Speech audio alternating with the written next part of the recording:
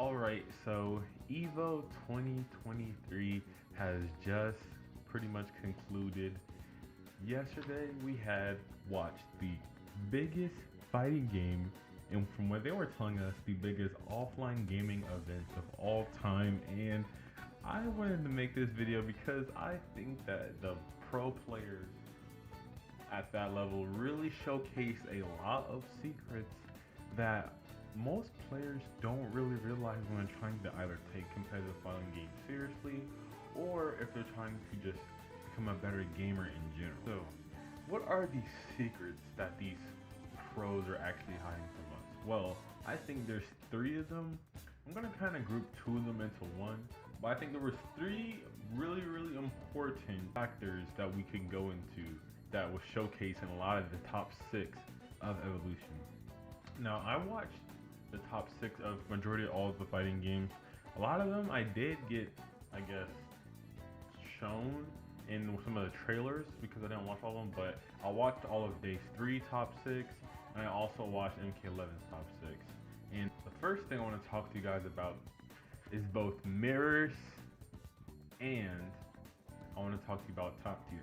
Now, real quick, if we go to this tweet, right, that somebody had posted, you will see a pattern that happened in a large amount of the fighting games.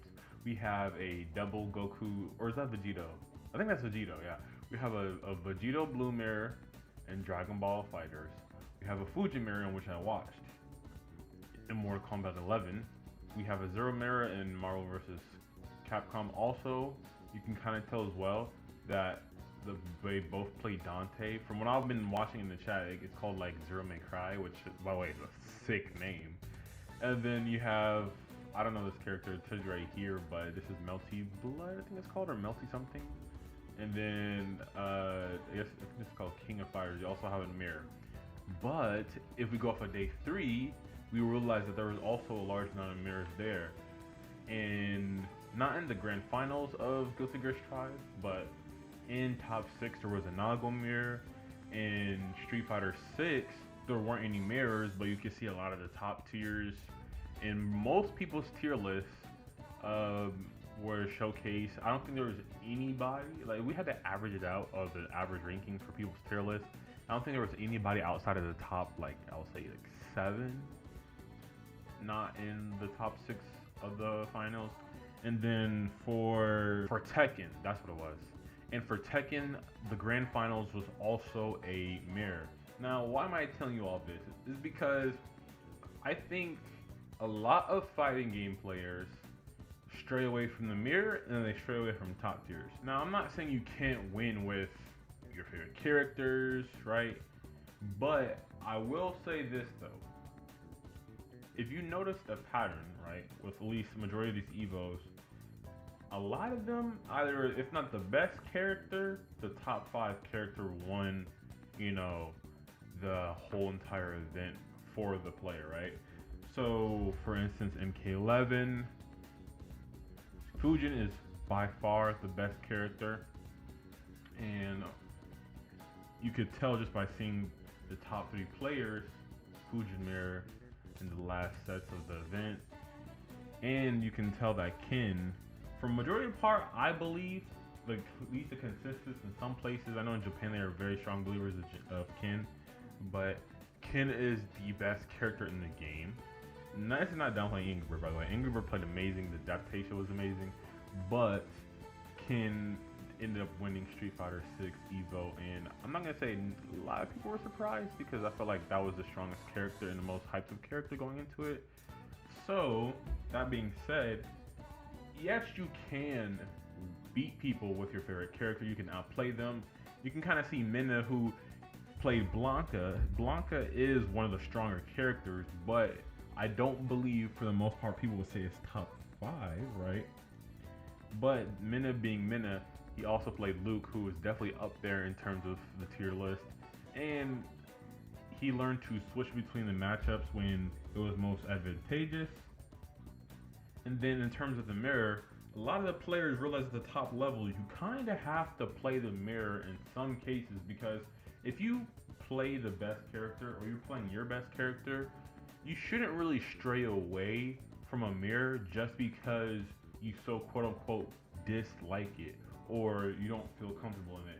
Because if you're really trying to compete at the highest level and you're playing your best character, the only reasons you should be switching off is A, you really don't know a matchup and you think a character will give you a more advantageous like positioning in the matchup you don't know, or you're getting hard counterpicked.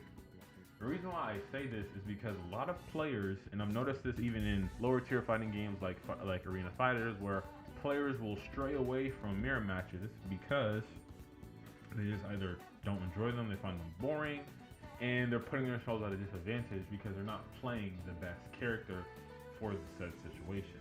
Now, granted, you can get it where people like NuckleDu have pocket characters to not really run the mirror and pretty much have it to where you can beat your character even though you're having to switch off of it. That is something that occurs, but it will still put you at a disadvantage at the end of the day. So I still think one of the biggest thing people want to realize when gaming in general is that the best players play the best, they use the best tools that are given to them. There's a reason why it's called meta. It's because really there's not gonna be a lot of, room for error when you're playing these low tier characters, your favorites and all that kind of stuff.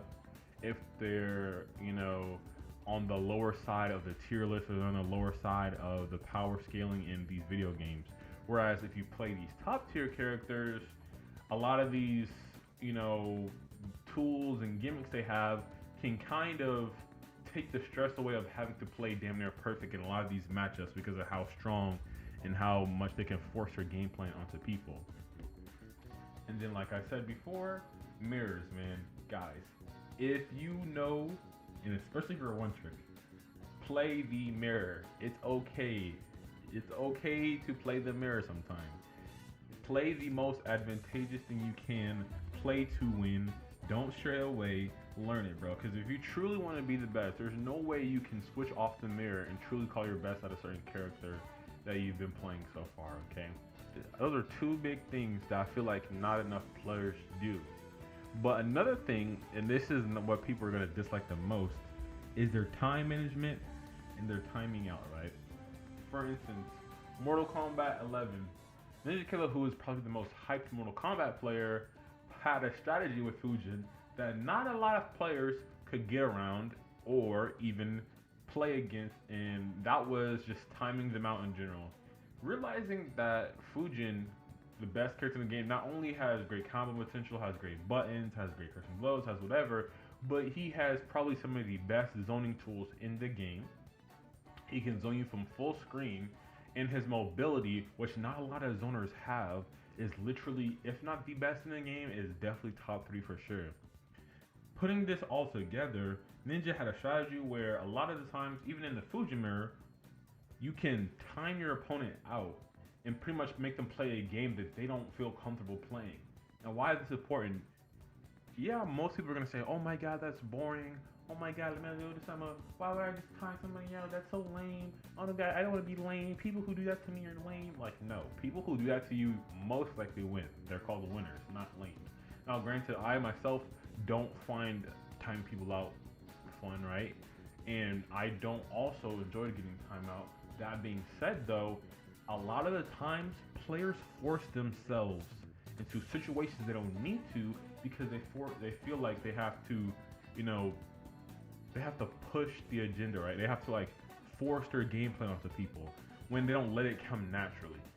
If you watch high level play, you will notice that unless the game is very hyper offense, a lot of the time the matches will come down to either timeout or the matches will come down to the last 30 to 20 seconds of the game, which is pretty crazy because a lot of these games have timers of 99 seconds.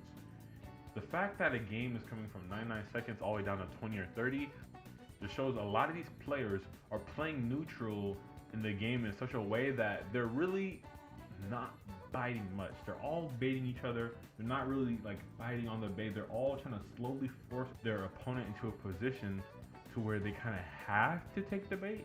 and then that's where they build their offense around. They do optimal combos, they do optimal setups after getting that single touch, after getting that single whiff, right? That's why you see players like Punk, whose main game plan usually comes around with punishes and getting most of their damage off of light confirms, right? Or sometimes it's medium confirms. It's like light and medium confirms, right? And it can be that way in like a lot of video games. Even in Demon Slayer, I've seen a lot of times where players who, and like I said, even though it's not a traditional fighting game, it's a ring fighter, I've seen a lot of times where players will either run into a special move they don't need to, or try to, rush down a demon or a slayer when they don't need to, and it causes them to lose the game. It's just because a lot of the time you have to play to your time. You have to play to your time. And even in some bad matchups, I'm starting to realize that that's literally some players' only option. Some matchups are so bad, you have to utilize tools that most top tiers don't have to utilize, right? Whether it be the time management, whether it be the map of choice, whether it be like the side of the screen you're on, because people don't really understand, but a lot of this stuff does matter. You see the highest level of play, it will either request to be number one spot, all that kind of stuff. So usually when you play in these positions, you have to take everything into account. And one of the biggest things I think people really don't pay attention to and utilize is their time management. So hopefully that kind of sheds light on some things. Like I said, I think the biggest things that really opened my eyes this Evo is that one, guys, play the top tiers. If you are good enough, you can make anything work, trust. But realize that when you are playing the best players, you will never see the best win without playing the best characters. It's just how it works, man. It's just how it works. That doesn't mean the best top one, doesn't mean Ken is going to win at every tournament. But I guarantee you, if a Ken does lose, it will not be to a Sim. It won't be to a Lily.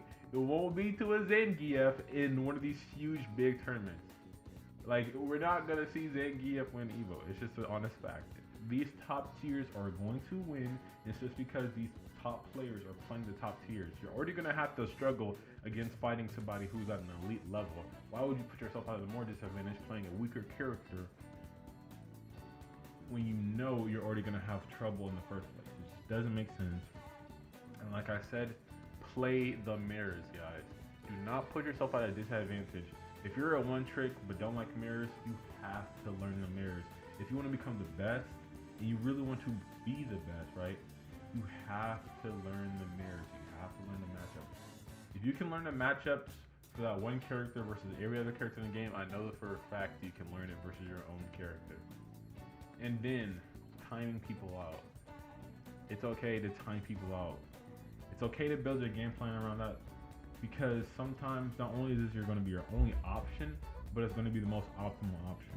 Once people start learning how to play the game in a way where you won't even have to necessarily time people out, but you can slow the game down so much that it can put your opponent in an uneasy state, it's going to make people realize you can open people up that way and force them to make a lot of mistakes they wouldn't really make otherwise. Yeah. Honestly, like I said before though, EVO 2023 was amazing. I'm glad I was able to watch such a great event live, and I really hope that I will be able to attend any of the EVOs next year, preferably EVO Japan, but I'm going to be more realistic, right? And I'm going to just try to shoot for a EVO, right? So I'm going to sign off. Hopefully this helps somebody. I really think that these fighting game players, and especially arena fighter players, really are kind of holding themselves back with some of these, like, mentalities that they have. But I know once you really truly want to reach that next spot, that next level, a lot of these tips and secrets that I just shared are probably going to help you out in the long run. So make sure to like and subscribe as always the case.